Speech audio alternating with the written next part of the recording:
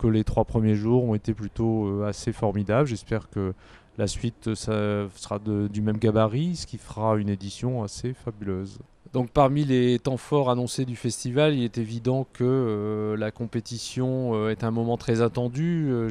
Lorsque je regarde les réservations, je vois que les spectateurs attendent impatiemment puisqu'ils ont réservé en masse pour ces projections. Vincent Lindon est venu cette année. C'est vrai qu'on n'a pas trop insisté à l'avance, mais il avait toujours annoncé qu'il participerait à cette avant-première. Il y tenait beaucoup. Je crois qu'il a été assez malheureux il y a 4 ans quand il n'a pas pu venir suite à un empêchement assez complexe.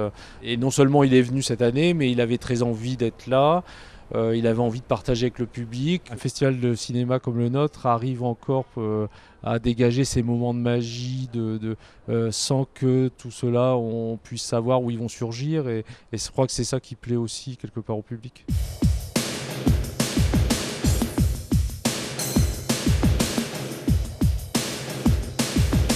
Dans quelques minutes vont avoir lieu la première séance du cinéma sur l'occupation, tel qu'il se passait il y a de ça près 70 ans. C'est-à-dire que d'abord un documentaire très axé politiquement bien sûr, ensuite les activités de l'époque, et qui correspondront justement à la date du 7 novembre, soit 42, soit 43. Et ensuite un film qui a été tourné en 1943, Le Corbeau. On s'est dit, mais comment ça se passait une séance durant cette période? On s'est interrogé. C'est du plâtre.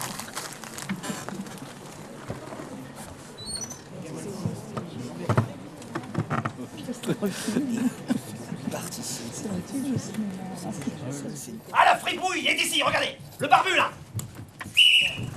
Non, inutile de te sauver, non. Nous le tenons. Tu restes là, tu restes là. Ah là là. Viens ici, Grelin. Ah, comme il ressent la... On renifle la rillette, hein. C'est pas moi, monsieur. Il est 35 kilos là. Nandouillette dans la carriole. C'est pas moi, ça, monsieur. Viens par ici. C'est scandaleux. C'est scandaleux. Oui, brigadier. C'est pas moi, monsieur, franchement.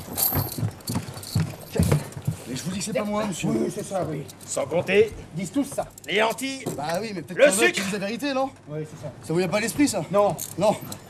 L'esprit. pas à cette époque. Non. Bien sûr. Et hop. Allez, brigadier. Enfin, il faut, là. J'ai rien fait, monsieur, c'est une injustice. Le problème est un terroriste.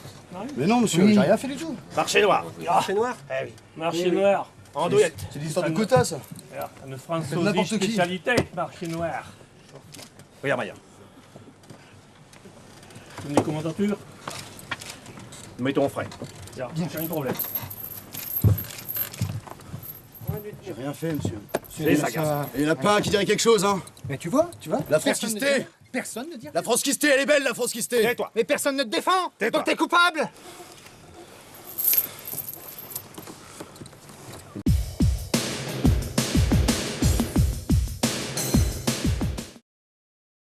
Toute lutte a ses victimes. Et ces morts en font partie.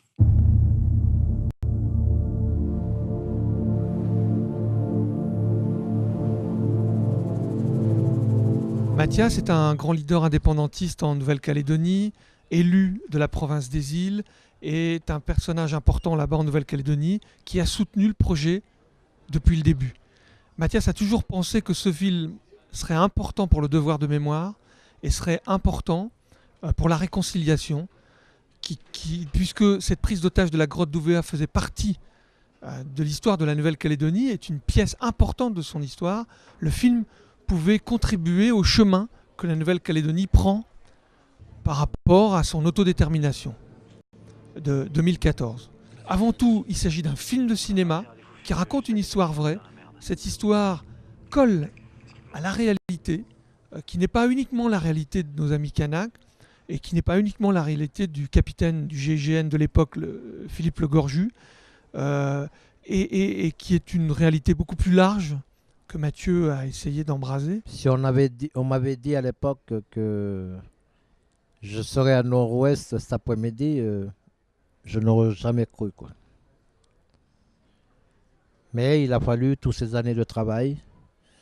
Et aujourd'hui, moi qui connaissais les tenants et les aboutissants du projet, en ma foi personnelle, je savais que j'allais combattre jusqu'à aller jusqu'au bout, quoi.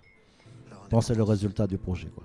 Quels que soient les aléas, on est arrivé à la fin du projet. Je pense que ce film-là peut apporter aussi une idée au peuple kanak de dire à eux là, et au peuple qui peuvent nous soutenir, soutenez-nous. On va se soulever puis dire au gouvernement français, donnez-nous l'indépendance kanak et socialiste. La coutume, c'est important chez nous. Comme M. Ponce, à travers les élections présidentielles, veut faire passer sa loi pour annuler tout ça. C'est comme on vient chez vous. On vous dit, voilà, vous, ceci, cela, voilà, on vous coupe tout. Non, on ne peut pas accepter ça. Nous, chez nous, la coutume, elle est importante. Christophe a remercié notre geste. Voilà. Et c'est pour revenir en arrière. Si la loi Ponce, elle est passée, si la loi Ponce serait passée, la loi Ponce, elle aurait supprimé toutes nos coutumes. C'est comme si nous, on vient chez vous, on vous dit, vous n'êtes plus de nationalité française. Vous êtes de nationalité kanak. Vous allez réagir comment? C'est notre histoire à tous. Cette histoire, elle nous habite, à nous qui sommes kanak, à nos compatriotes aussi, qu'ils soient kanak ou pas, qu'ils soient indépendantistes ou pas. À vous aussi, nos compatriotes français, parce qu'on a encore la nationalité française. Et aussi à tous les peuples en lutte dans le monde, parce qu'ils se reconnaîtront, je pense, dans la lutte du peuple kanak. Et cette histoire est universelle aussi pour les militaires qui verront le film et pour les politiques aussi qui en ont peur. On a eu la chance d'avoir un beau bébé et on l'aime tous, ce bébé-là, et on est venu pour le défendre.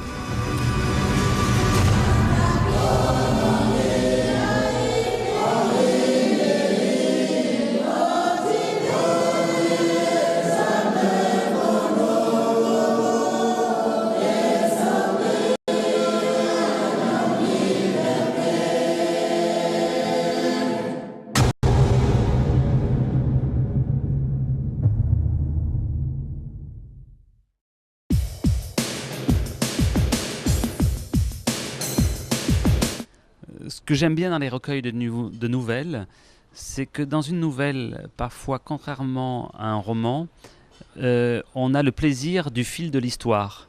Moi, parfois, ce qui peut m'agacer dans certains films, ou même m'agacer au moment de l'écriture, c'est de me sentir obligé de montrer que les personnages passent par ci, ensuite passent par ça, alors que, on va dire, en deux phrases, le narrateur nous permet d'aller directement à une scène sur laquelle on a beaucoup plus de plaisir à travailler. J'étais assez attentif dans l'histoire à ce qui n'est pas tant de distanciation que ça.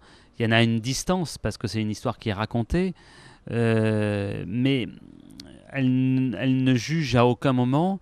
Et l'ironie qu'il y a dans tout le film est une ironie de la situation. Moi, je ne pars pas tant d'observation de l'extérieur, de lecture et tout ça, mais que de mes propres rêveries. On part en effet d'une situation fantasmée, mais on essaye d'en tirer, enfin en tout cas j'en tire les conséquences, ce que je disais, avec ma propre petite expérience d'homme, de ce qui pourrait finalement arriver en réalité, parce que on peut avoir de grandes idées, mais bon, être relativement limité dans ce qu'on peut. Le problème du plan séquence, c'est que c'est un avantage, parce que toute l'équipe sur le tournage, tout le monde est concentré sur le plan, tout le monde, que ce soit les comédiens, le preneur de son, le machiniste, voilà, il y a une concentration sur le plateau qui est très, très forte. Mais souvent, cette grande concentration, parfois, elle peut être au détriment du rythme dans le plan. Les comédiens font tout eux-mêmes. Si je leur dis parfois, si vous voulez changer une phrase, un mot, quelque chose, tous me disent mais non, c'est très bien comme ça, on va laisser comme ça. Donc tous se font un point d'honneur de respecter le texte tel qu'il est écrit. On vend un peu de tout, des livres, des articles plan séquence pour le festival, les mugs, le sac en bandoulière, le sac cabas, le catalogue de cette édition et les carnets en livre. Donc il y a des éditions jeunesse sur le cinéma en général, sur la guerre, la France de l'occupation. Il y a des livres de Jean-Pierre Azéma, Pierre Lacombe, Louis Malle aussi. Les gens qui sortent des films, et souvent ils ont toutes les collections en fait. Ils viennent tous les ans et ils font collection des mugs ou des catalogues. Venez à la boutique, ça rend le festival beaucoup mieux.